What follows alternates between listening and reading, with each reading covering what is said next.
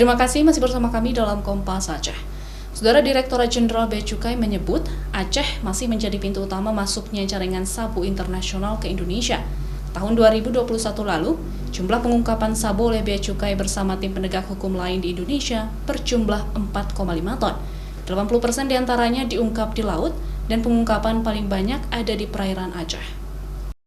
Bea Cukai dan tim penegak hukum lain dari Ditres Narkoba, Polairut, Bareskrim Polri, dan BNN terus melakukan pengawasan jalur laut untuk mencegah masuknya narkoba ke Indonesia.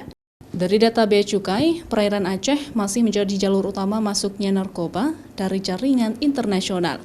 Panjangnya garis pantai dimanfaatkan oleh jaringan narkotika internasional memasukkan barang haram tersebut ke Aceh untuk diedarkan ke wilayah lain di Indonesia. Tahun 2021 saja, Bea Cukai mencatat ada 4,5 ton sabu yang diungkap. 80% diantaranya diungkap di laut, dan Aceh menjadi jalur favorit untuk memasukkan sabu ke Indonesia.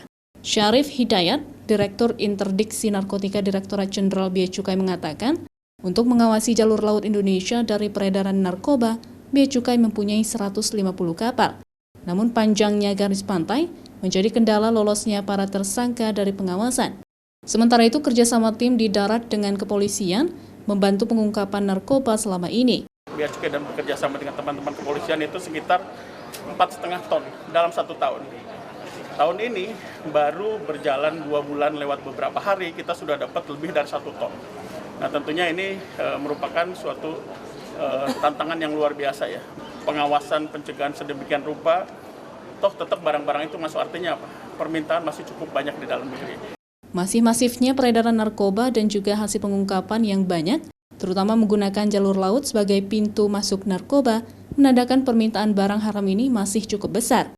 Pihaknya bersama tim penegak hukum lainnya terus melakukan pengawasan khususnya narkotika yang dibawa oleh jaringan internasional melalui perairan Aceh. Mustajab, Kompas TV, Banda Aceh.